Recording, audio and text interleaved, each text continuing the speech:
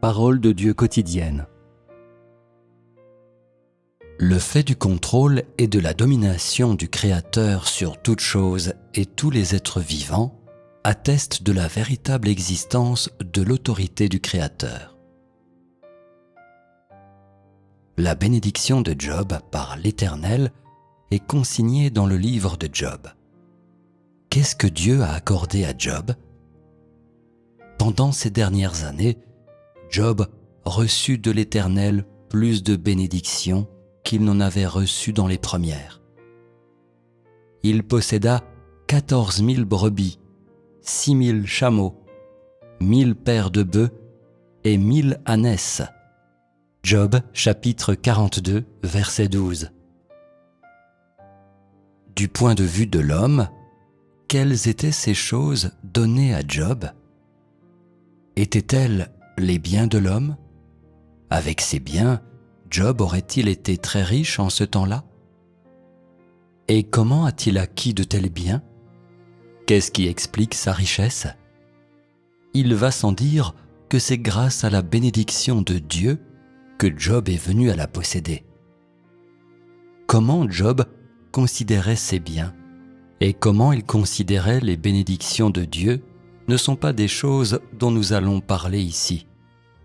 Quand il s'agit des bénédictions de Dieu, tous les hommes aspirent, jour et nuit, à être bénis par Dieu. Mais l'homme n'a aucun contrôle sur la quantité de biens qu'il peut acquérir durant sa vie, ou s'il peut recevoir des bénédictions de Dieu. C'est un fait indiscutable. Dieu a l'autorité et la puissance d'accorder à l'homme n'importe quel bien, de permettre à l'homme d'obtenir n'importe quelle bénédiction. Mais il y a un principe aux bénédictions de Dieu. Quelle sorte de gens Dieu bénit-il ? Les gens qu'il aime, bien sûr. Abraham et Job ont tous deux été bénis par Dieu.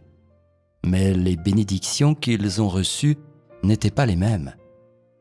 Dieu a béni Abraham de descendants aussi nombreux que le sable et les étoiles. Quand Dieu a béni Abraham, il a fait en sorte que les descendants d'un homme, une nation, deviennent puissants et prospères. En cela, l'autorité de Dieu régnait sur l'humanité, qui respirait le souffle de Dieu parmi toutes choses et tous les êtres vivants. Sous la souveraineté de l'autorité de Dieu, cette humanité a proliféré et a existé à la vitesse et dans la visée que Dieu a déterminée. Spécifiquement, la viabilité de cette nation, son taux d'expansion et son espérance de vie faisaient partie des arrangements de Dieu. Et le principe de tout cela était entièrement basé sur la promesse que Dieu avait faite à Abraham. Autrement dit, quelles que soient les circonstances, les promesses de Dieu continueraient sans obstacle et se réaliseraient sous la providence de l'autorité de Dieu. Dans la promesse que Dieu a faite à Abraham, peu importe les bouleversements du monde, peu importe l'âge, peu importe les catastrophes subies par l'humanité, les descendants d'Abraham ne seraient pas affrontés au risque de l'anéantissement et leur nation ne mourrait pas. Cependant, la bénédiction de Dieu à Job l'a rendu extrêmement riche. Ce que Dieu lui a donné était une gamme de créatures vivantes qui respiraient, dont les détails, leur nombre, leur vitesse de propagation, leur taux de survie, la quantité de graisse sur eux, etc., étaient également contrôlés par Dieu. Bien que ces êtres vivants n'aient pas possédé la capacité de parler, eux aussi faisaient partie des arrangements du Créateur. Et le principe des arrangements de Dieu était basé sur la bénédiction que Dieu avait promise à Job. Dans les bénédictions que Dieu a accordées à Abraham et à Job, bien que ce qui était promis fût différent, l'autorité avec laquelle le Créateur dirigeait toutes les choses et tous les êtres vivants était la même. Chaque détail de l'autorité et de la puissance de Dieu est exprimé dans ses promesses et ses bénédictions différentes à Abraham et à Job, et montre une fois de plus à l'humanité que l'autorité de Dieu dépasse de beaucoup l'imagination de l'homme. Ces détails disent une fois de plus aux hommes que s'ils veulent connaître l'autorité de Dieu, alors cela ne peut être réalisé que par les paroles de Dieu et en faisant l'expérience de l'œuvre de Dieu. L'autorité de la souveraineté de Dieu sur toute chose permet à l'homme de voir un fait. L'autorité de Dieu est non seulement incarnée dans les paroles.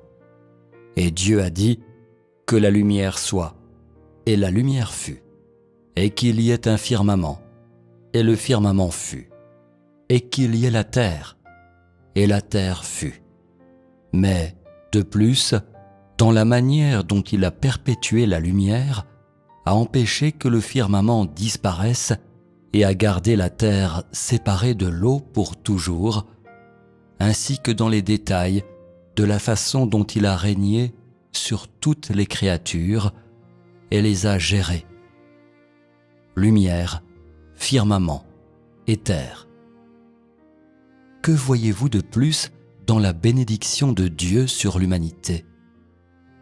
Clairement, après que Dieu a béni Abraham et Job, les traces de pas de Dieu n'ont pas cessé, car il avait juste commencé à exercer son autorité, et il avait l'intention de faire en sorte que toutes ses paroles deviennent réalité, et que tous les détails dont il avait parlé deviennent réalité.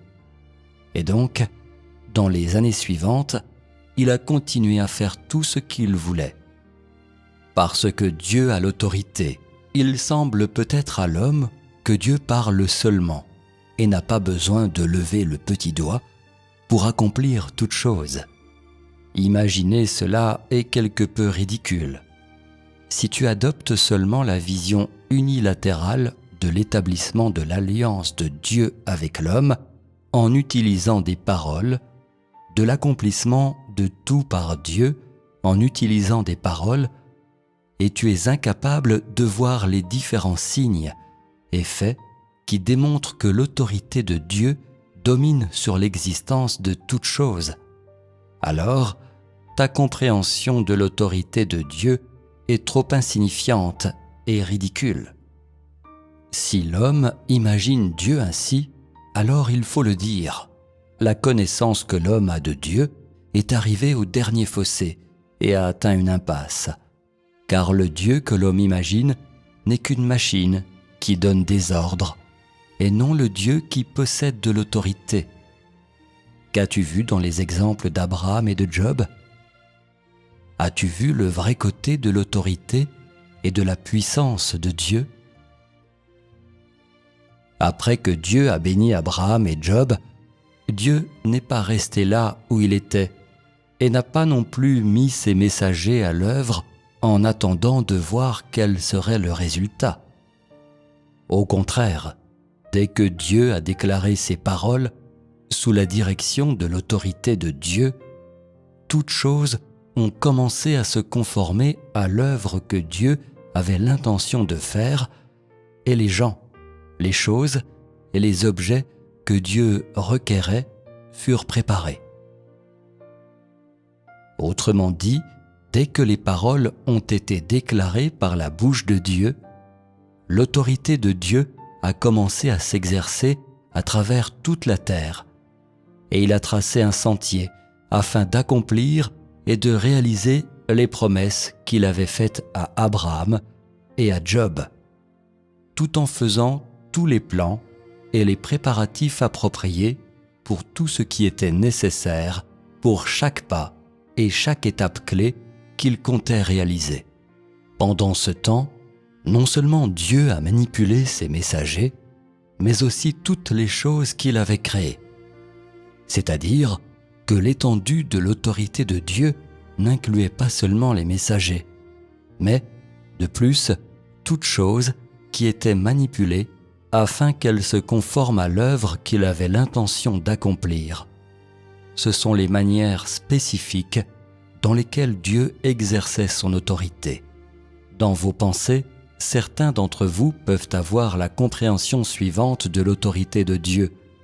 Dieu a l'autorité et Dieu a la puissance, et donc Dieu a seulement besoin de rester dans le troisième ciel, ou seulement de rester dans un lieu fixe, et n'a pas besoin de faire une œuvre particulière, et la totalité de l'œuvre de Dieu est accomplie dans ses pensées. Certains peuvent aussi croire que bien que Dieu ait béni Abraham, Dieu n'avait pas besoin de faire quoi que ce soit, et il lui suffisait de simplement prononcer ces paroles. Est-ce vraiment ce qui s'est passé? Clairement, non. Bien que Dieu possède l'autorité et la puissance, son autorité est vraie et réelle, pas vide. L'authenticité et la réalité de l'autorité et de la puissance de Dieu sont graduellement révélées et incarnées dans sa création de toutes choses, dans le contrôle de toutes choses et dans le processus par lequel il dirige et gère l'humanité. Chaque méthode, chaque perspective et chaque détail de la souveraineté de Dieu sur l'humanité et sur toutes choses, et toute l'œuvre qu'il a accomplie ainsi que sa compréhension de toutes choses, prouvent littéralement que l'autorité et la puissance de Dieu ne sont pas des mots vides. Son autorité et sa puissance sont manifestées et révélées constamment et en toutes choses. Ces manifestations et ces révélations attestent de l'existence réelle de l'autorité de Dieu, car il utilise son autorité et sa puissance pour continuer son œuvre, pour commander toutes choses et pour gouverner toutes choses à tout moment. Et sa puissance et son autorité ne peuvent être remplacées par les anges ou les messagers de Dieu. Dieu a décidé quelle bénédiction il accorderait à Abraham et à Job. Cela relevait de Dieu, même si les messagers de Dieu ont personnellement visité Abraham et Job. Leurs actions étaient conformes aux ordres de Dieu, sous l'autorité de Dieu, et elles étaient également sous la souveraineté de Dieu. Bien que l'homme voie les messagers de Dieu rendre visite à Abraham et ne soit pas témoin que l'Éternel Dieu fasse quoi que ce soit dans les récits de la Bible, en fait, le seul qui exerce véritablement la puissance et l'autorité est Dieu lui-même, et cela ne tolère aucun doute de la part de l'homme. Bien que tu aies vu que les anges et les messagers possèdent une grande puissance et ont accompli des miracles, ou qu'ils ont fait des choses ordonnées par Dieu, leurs actions ont le seul but d'accomplir la mission de Dieu et ne sont en aucun cas une manifestation de l'autorité de Dieu, car aucun homme ou objet n'a ou ne possède l'autorité du Créateur pour créer toutes choses et gouverner toutes choses. Et ainsi, aucun homme ou objet ne peut exercer ou manifester l'autorité du Créateur.